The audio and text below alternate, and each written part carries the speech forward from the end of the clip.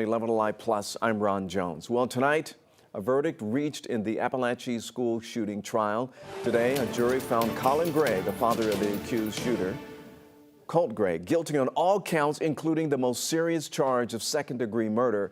He's now awaiting sentencing in connection to the shooting that killed 14-year-old students Christian Angelo and Mason Schermerhorn and teachers Richard Aspinwall and Christina Irami. Our very own Grace King has more from the Barrow County Courthouse. In Barrow County, not a day goes by without wondering why. But a panel of 12 jurors didn't spend much time on that question. In less than 2 hours, they decided Colin Gray, the father of accused Appalachee high school shooter Colt Gray, was criminally responsible. Count 1, murder in the second degree. We, the jury, find the defendant guilty. They convicted him on all 27 counts, including second-degree murder and involuntary manslaughter for the deaths of Richard Aspinwall, Christina Irami, Christian Angulo, and Mason Schermerhorn on September 4th, 2024. He now faces up to 245 years in prison. It wasn't like one parent missed one warning. This was multiple warnings over a lengthy period of time. And like we said, you just had to do one thing and take that rifle away. At trial, those warnings included a visit from the Jackson County Sheriff's Office in May 2023 after a report Colt may have made school shooting threats online. I gotta take you at your word, and I hope you're being honest with me. It also included texts from Colt that showed his questionable mental state, like one that read "the blood is on your hands," and a shrine in Colt's bedroom filled with photographs and news articles of the shooter convicted in the mass murder at Marjorie Stoneman Douglas High School in Parkland, Florida. How do you allow those pictures on your child's wall and not question it further? Prosecutors say Colin Gray knew about these warning signs and began asking for help for Colt in the weeks leading up to the shooting, describing his son to one therapist as someone with anger, anxiety, and quick to be volatile. The evidence showed Colin even looked up gun safes, but in the end, he never took Colt's Christmas gift away. An AR-style rifle, investigators say, became a murder weapon. I'm proud of our rights, but you know, our rights were given to us by our forefathers. But God gave us a duty to protect our children, and I hope that we remember that as parents, as community members, to protect our children, because that is our God-given duty.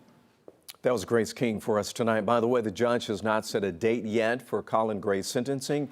He faces up to 30 years in prison for each murder charge and up to 10 years for each manslaughter charge. And according to authorities, Colt Gray has admitted to the shooting but has pleaded not guilty to 55 felony counts, including 4 counts of malice murder. A trial date for Colt's case has not been set just yet. Developing tonight, Atlanta police say 2 people are now in custody after a drive-by shooting took the life of a 7-year-old girl. This all happened less than a week ago, and investigators say the little girl was not the only child inside that home. Here's 11Alive's Chase Howe. According to arrest warrants, 3 other kids were inside that home on Tiger Flowers Drive the night that 7-year-old Zoe Price was shot to death.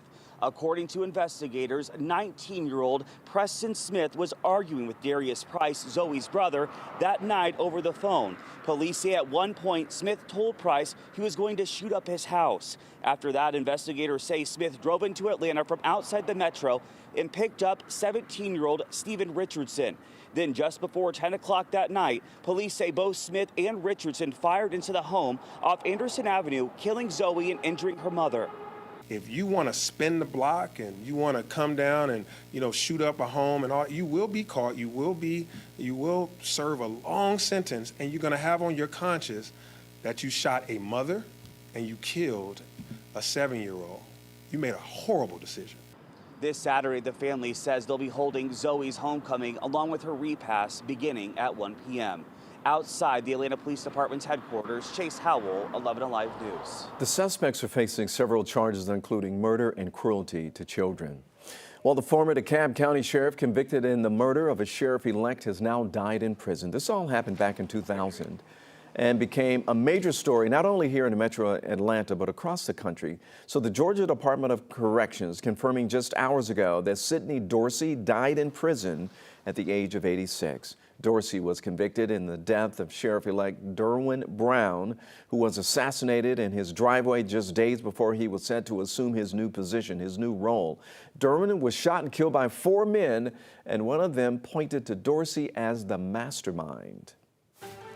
All right, let's get to our weather impact forecast and with our chief meteorologist, Chris Holcomb. Chris, I mean, it's really nice out there. I mean, it's cool, but it's nice. Hopefully it'll warm up a little bit, though. It is going to warm up a little bit more. Temperatures today held in the low and mid 60s thanks to the wedge that we had over us, and that also kept us mainly cloudy for a big part of the day. But then those clouds started breaking up late this afternoon. We saw more sunshine, and we were able to make it into those 60s rather than in the 50s where it held for a big part of the day. Tomorrow, it is going to be getting even warmer. In fact, we're going to go back to the 70s, and that time frame is going to be generally between noon and 7 o'clock tomorrow when we'll see those temperatures in the 70s. And at the prime heating of the day, that's where we're going to get up to around 77 degrees here.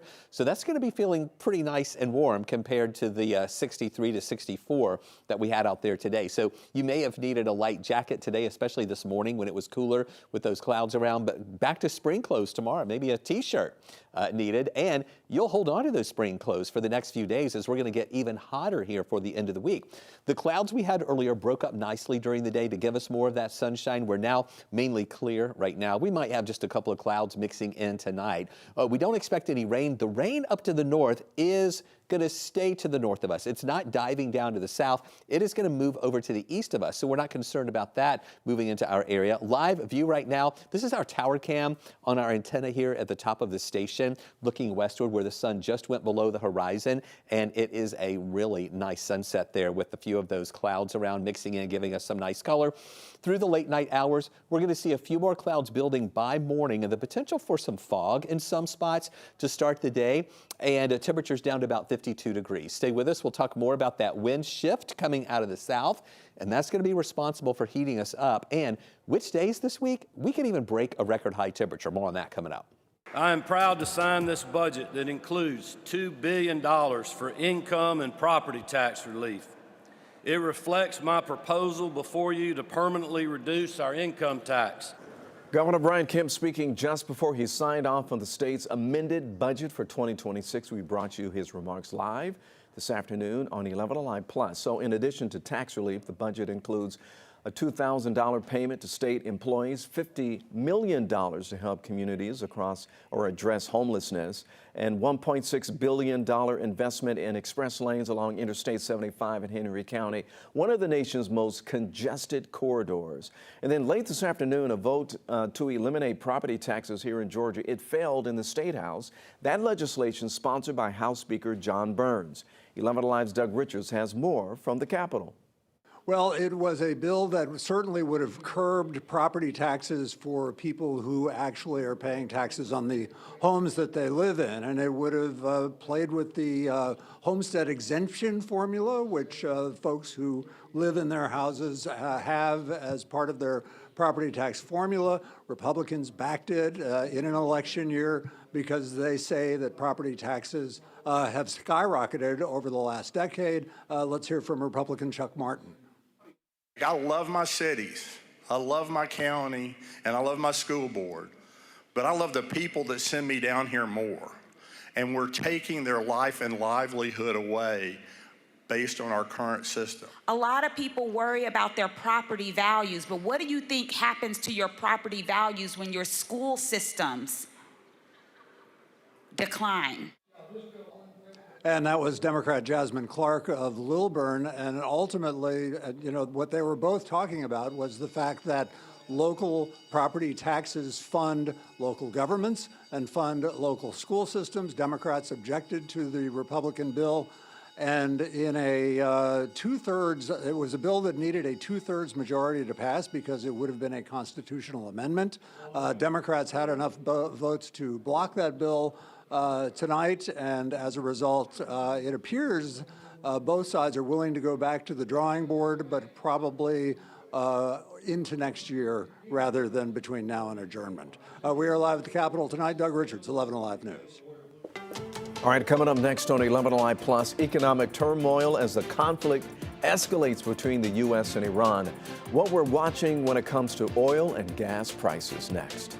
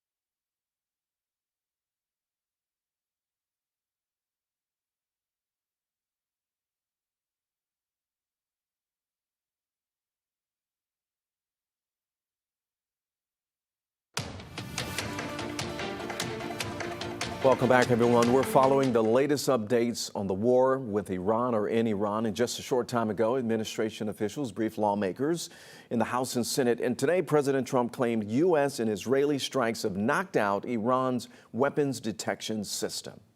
We're hitting them very hard. And the big scale hitting goes now. They no longer have air protection. Meanwhile, the conflict is actually having a huge impact on the global economy. U.S. stocks plunged today and energy prices jumped as Iran's retaliatory strikes hit U.S. embassies and Gulf oil sites. NBC's Brian Chung has more from New York. Hey there, it was a rough day on Wall Street with the NASDAQ Composite and the S&P 500 closing the day down 1%. It looked like during periods of the day the stock market was going to do worse than that. It was on pace earlier in the morning to be the worst day since April of last year. That was when the president unveiled his tariffs. All of this linked to the geopolitical risk coming out of the Middle East and the developments in Iran as well as in Israel. Now, the question from here, not just on Wall Street, but on Main Street, where people are paying more at the pump already. Gas Buddy estimating that the average price for a gallon of gas nationwide is $3.13. That's up almost 8 cents compared to just a day ago. And analysts say that for every $10 a barrel of crude oil increases in price in commodities markets, that could lead to another 25 cents per gallon to the price that you pay at the pump, which means that if this is indeed a conflict that's going to last 4 or 5 weeks, as the president and other people have said, that could be something that leads to further price increases to what you pay to fill up your car. All things we'll be watching for on Main Street as well as Wall Street as this conflict in the Middle East continues. Back to you. We have temperatures out there right now that are comfortable and cool, but it's going to be getting warmer, even hotter later this week. We'll talk about which days we could break some records.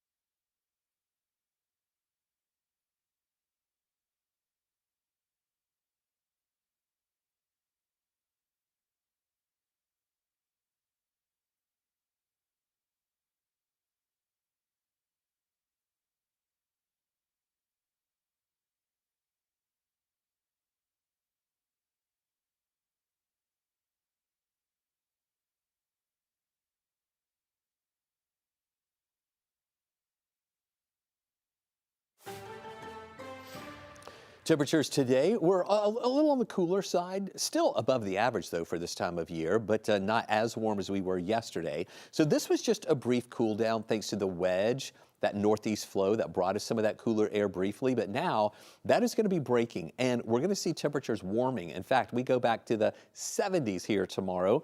We'll still see a mixture of sunshine and clouds. And when we talk about 70s, we're talking about mid to upper 70s, right to about 77 degrees. And then 80s are going to be following along right behind that. We also have the chance to see some scattered showers that'll be pushing into our area later on this week. Here's a live look in Athens. Conditions are a little different in Athens compared to what we are seeing here now. Since Athens is a little bit more to the east of us, they're cooler with that wedge. Also, they're dealing with a few more of those clouds. However, here in Atlanta, those clouds broke up really nicely this afternoon. And you can see as the sun just went down below the horizon, still some of those clouds there on the horizon, giving us a nice color there with that sunset. Here's a look at our temperatures at this hour. We did manage to get up to around 63 degrees officially. We're waiting for the latest update to come in. It may have popped up to 64 in between some of those hourlies, but right now we're at 62. And notice what I was just talking about. Over in Athens, it is cooler. Gainesville is cooler. Canton is cooler. Blairsville and Clayton cooler. That's that wedge to the north and east of us. We had it over us earlier, but it's going to start eroding now as the winds are going to shift coming out of the south and southwest, and that helps us to cool off. In the morning, we're going to start off with clouds, even some spots with fog around with temperatures that'll be in the 50s. And then we start warming very quickly during the morning hours. By noon, we're almost up to 70. And then we top off at 77 in the afternoon with sunshine mixing in with a few of those clouds. There's that northeasterly flow that you see here right now. That's the wedge. A couple of clouds overnight in the morning, dealing with some clouds and low clouds and fog in some areas. That will break up pretty quickly, though, during the day. And notice those arrows now coming out of the south during the day tomorrow.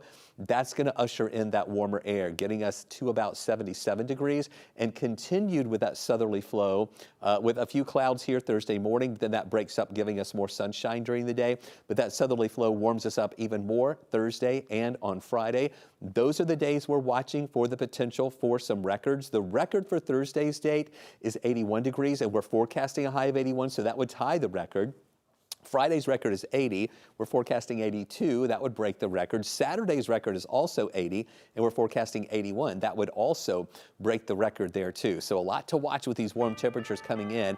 Also, that warmer air is going to be able to hold on to a little more moisture, and that's going to give us not a washout for the weekend, but a 30% chance for some showers. So just be aware you may have to dodge a couple of those here and there. That lingers into Monday before going back down to 20% by Tuesday.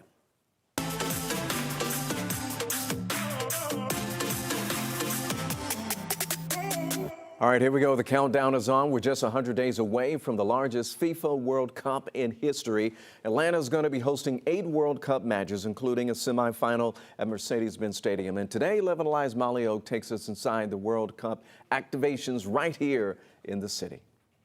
Welcome to Atlanta. 100 days away. So this is really the final stretch of our preparations for the FIFA World Cup. And the largest one at that, hosted by Mexico, Canada, and the U.S. We come from the smallest footprint of a World Cup we had in Qatar to the biggest across, 3 countries, 16 host cities. Atlanta, one of those cities. And I think what makes Atlanta very special, at least for myself, is the hospitality. Southern hospitality is not just a myth, but I got to experience it firsthand. And, everybody's excited in Atlanta for the World Cup, and Atlanta shows up like not many other cities do. That's FIFA's Chief Event Operations Officer. And this is the workshop. Representatives from 40 of the qualified teams are here to talk logistics. We have a huge staffing operations. We will have around 3,000 people working on the FIFA World Cup on the FIFA side of things, and really monitor, all sorts of aspects from, logistics to general preparation, safety, security, transport, air transport, all of those aspects. All ahead of the overwhelming interest in the World Cup. Vast interest, and this is obviously a great situation to be in because it shows, what an attractive property the FIFA World Cup is and how exciting it is for people, to come here and to experience this tournament. All right, this is going to be really cool. So the FIFA World Cup at Mercedes-Benz Stadium actually is going to be called Atlanta Stadium during the FIFA World Cup. Hey, later on this month, the U.S. men's national team is going to be taking the pitch at Mercedes-Benz Stadium, kicking off the final push toward the World Cup. They play Belgium on March 28th and Portugal on March 31st. Straight ahead, your tax refund could be bigger this year, while millions are now seeing more money back, and the smart moves experts say you should make before you spend it all.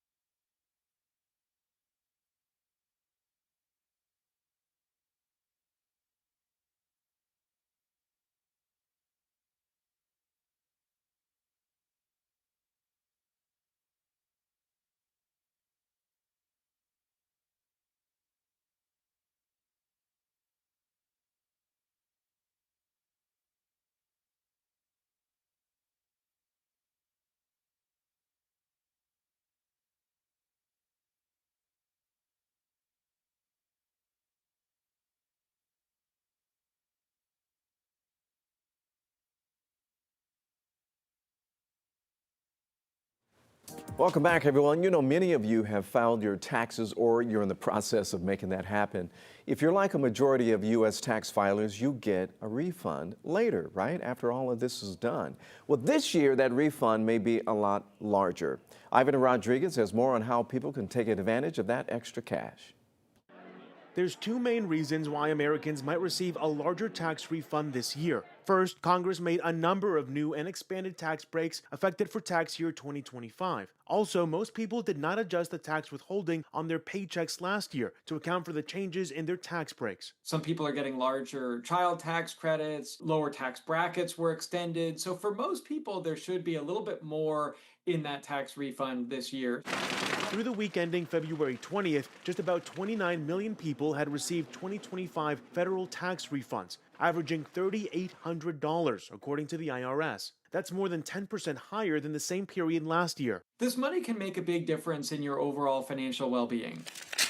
Ted Rossman with Bankrate says there are a few things to consider in terms of where to put your money to best use. Credit card debt payoff should be a priority because the interest rates are so high. The average credit card debt load is around $6,700 according to TransUnion. If you make minimum payments towards that average amount at the average interest rate, you're in debt for close to 20 years. Other areas to look at include boosting your emergency savings, saving for a home purchase, and investing. Although Rossman suggests not investing until you've checked off a few other boxes. Historically, stocks have returned an annual average of about 10%. So your money's going to be doubling roughly every 7 years when that happens. So if you put that tax refund in today, that $3,800 could be around $10,000. I'm Ivan Rodriguez reporting. So did you get a text message from the Fulton County Solicitor General about toll violations? 11Alive's Rebecca Lindstrom shared this video about why this is all just a big scam. Did you get a text message that looks like this? Yeah, it's a scam. No, you didn't violate any toll in Fulton County. Today, the Solicitor General, Keith Gamage, sent out his own letter calling the text message fraud. There is no Judge John Smith, the case number and QR code for payment, all bogus.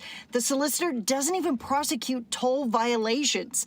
So Gamage is warning not to scan that code. He says any notices for his office to appear come in the mail, not by text message. And you can watch more stories just like this one on your own time. Just download the 11Alive app by scanning the QR code on your screen. We'll be right back.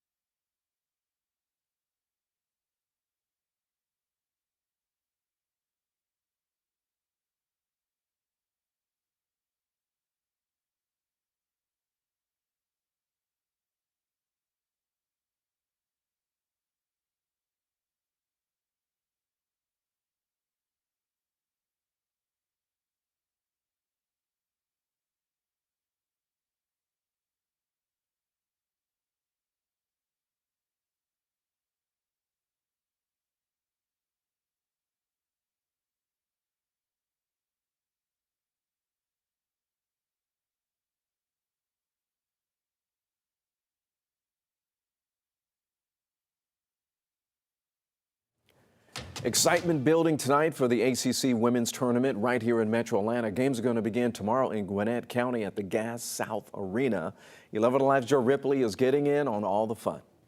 of course, you can't have the ACC women's basketball tournament without a little mascot madness. Well, we caught up with all 18 of the ACC's mascots, everybody from Buzz to Sebastian, the Duke Blue Devil, Cimarron, and even Oski the Bear, who could drink out of his eye.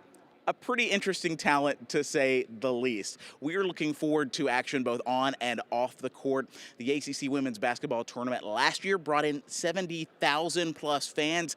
They're hoping to surpass that number this year.